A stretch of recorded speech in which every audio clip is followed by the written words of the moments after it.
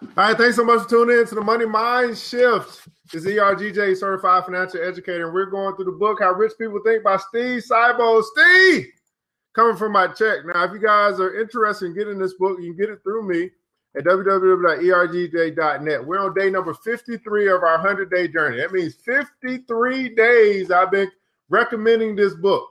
53 straight days I've been recommending this book, and the question is, have you gotten it yet? Now, here's the deal. I know most people haven't gotten it. Here's the reason. Because most people simply just don't do the things they know they should do. So that's why I created this show. Because I can recommend this book all day long.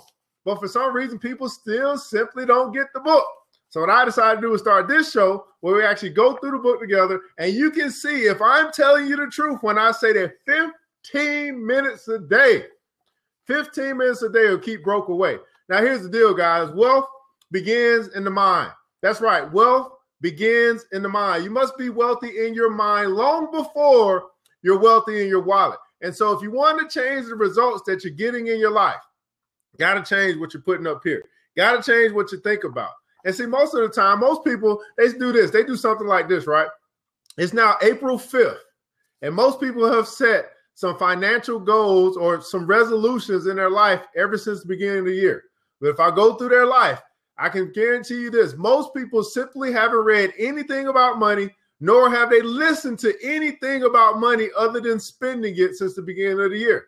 Now, how in the world do you support your resolutions if you don't start to do something different? You talk about doing something different, but do you do something different? Most people simply don't. And so here's the deal, guys. Put me to the test and see if 15 minutes a day, reading through something simple like this, might change your life. So here's the deal, guys. I know you don't have a lot of time. I don't have a lot of time. Day number 53, let's get it. All right, the middle class sees the wealthy as oppressors. The world class sees the wealthy as liberators. The middle class sees the wealthy as oppressors. The world class sees the wealthy as liberators. Now, the middle class has and will always serve the world class. This reality, combined with the fear-based consciousness, leads the masses to feel envy and jealousy towards the rich and powerful. The wealthy employ the working poor middle class, and this gives the average person the feeling that their employers are their oppressors. World-class thinkers see the rich as great liberators of society, in part because they pay the most taxes, donate the most to charity, and create products, services, and companies that employ the masses. Whenever there's a national crisis or financial emergency, leaders look to the rich to save the day by raising taxes, leveraging their contacts or political favors, or pleading for their compassion to help solve a situation only a rich person can solve. Now, here's the deal, guys. We know there are some problems that happen in the world that only a rich person can solve. I mean, most of the problems that happen in our day and age in the land are financial problems. They're issues with having the resources needed to solve whatever, whether it be a war, whether it be food, shelter, whatever the case may be. It typically has something to do with having the resources needed to handle some situation. And so when we find ourselves in some of these critical situations, typically you'll see people pleading to those that have massive wealth to come in and help with some of those resources, some of those monies needed to get the resources to feed or to shelter or to whatever the case may be. Now, another reason the rich are great liberators of society is because they have the ability to make choices and move ideas. Now, here's the interesting thing. I found that the more money that I have made, I've had more options in life. I haven't had more problems with the more money that I've made. I've had more options. I've had more freedom as it relates to having more money. In this day and age, in the capitalist society that I live in, having more money has given me more options. It's also given me, when I say options, it's giving me the opportunity to take advantage of more opportunity, because I wasn't held back by saying something like this. Oh, I don't have the money to start my business. Oh, I don't have the money to invest in this. Oh, I can't afford this right now. I found that as I've had more money in my life, I've had more options.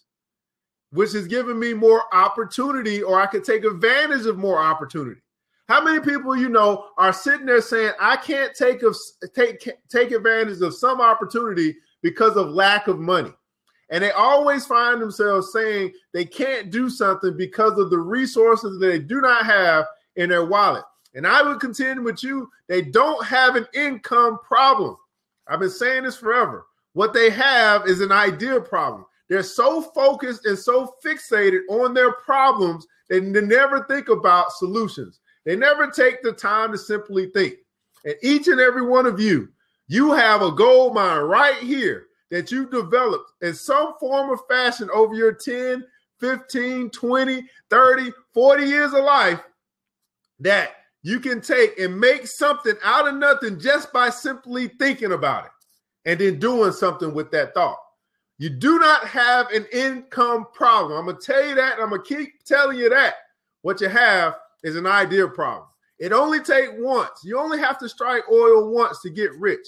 And the oil that you're looking for is a great idea that you can develop, that you can serve people, and you can solve a problem. If you want to be rich, two things: serve more people, solve more problems. That's it.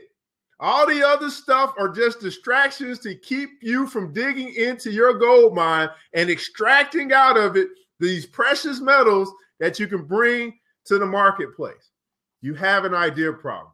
The reason why you have an idea problem because you don't focus on finding solutions. What you focus on is the problem. And I'm going to tell you this: as you have problems in your life, what ends up happening is you pay other people that bring solutions to your problem. And what I'm telling you is I want you to be the solution. Everybody put that in the comments below. Be the solution. If you become the solution to other people's problems, you get rich. Plain and simple.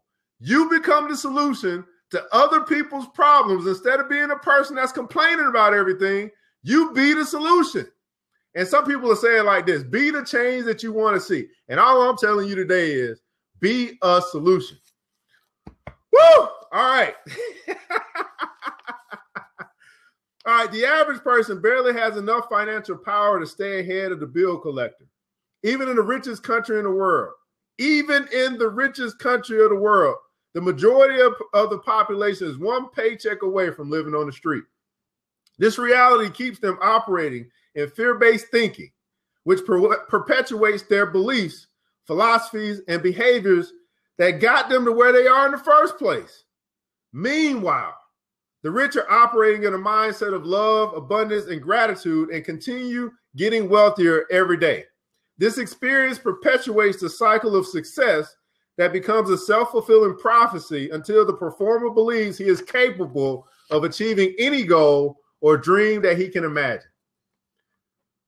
Do you believe that you are capable of achieving any goal or any dream that you can imagine? Now, here's what it takes, guys. First, it got to take you taking the time to think and taking the time to imagine. That you can't say whether you can accomplish something if you can't even imagine it, if you can't even see it before you see it. So can you even imagine a goal or a dream? And then once you have it imagined, once you can see it, then you got to ask yourself, do I believe that it's possible for me to achieve this goal? And that's the level of thinking. That's the level of belief. That's the level of faith that me personally, I have evolved. Before, Les Brown would say that it's possible. And I've taken that and said, well, not only is it possible, it's possible for me. That's right. Not only is it possible, yes, it's possible for all these different things that happen in life. We've seen it happen over our lifetime. We've seen other people doing it. But not only is it possible, it's got to be possible for me. So is it possible for you to achieve any goal or any dream that you can imagine? And that comes down to what you believe, your belief, your philosophy as it relates to your very own dream, as it relates to your very own imagination, as it relates to whatever vision that you have, that God has given you or that you have, or however you want to put it. Is it possible for you? And I can tell you this, guys, that every dream that I have, Every goal that comes to me, every idea that I write down, I truly believe that it's possible for me. And I will not stop until. That's it. Until. I'm going to keep on getting up, keep on trying, keep on using my days and my nights until. Why? Because that's faith in action. That's faith with works. Everything else is idle chatter. I don't know who I'm talking to today, but I hope you get something from it. All right. While both groups are living in the same outer world, their inner world is on a different psychological plane.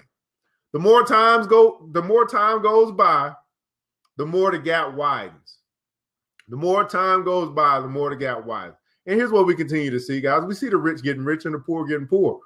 And a lot of it has to do with philosophy. A lot of it has to do with mental attitude. A lot of it has to do with belief system. The rich just simply believe they deserve everything that they get. And I would say that the poor think that they deserve it as well, but for some reason they believe, or we believe, or many of the working poor believe that we can get rich by demand. We can get rich by default, not on purpose, but by something coming into our life and granting us all of this stuff instead of us earning. And that's why I say, man, like poor people are trying to get rich by winning. Wealthy people are getting rich by earning.